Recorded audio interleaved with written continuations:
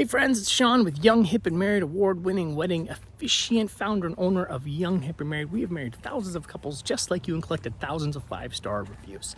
Now the question today is about wedding vows. Do you do personalized wedding vows when it comes to your wedding? If you were getting married, chances are you know you're gonna have to say some vows. What do you say? Can I say my own vows? Do I have to include specific things in those vows?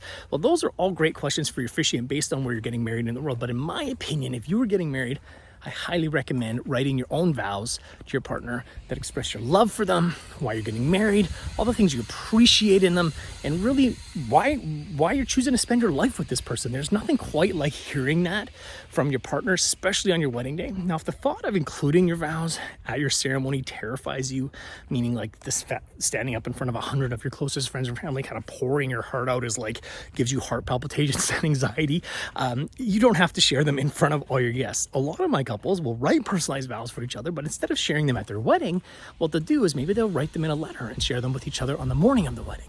Or maybe what they'll do is they will do it during their first look. They do their first look and then they take a moment and they share their vows with each other in this beautiful, private, intimate setting. Then your officiant can include something a little bit more generic for your wedding ceremony.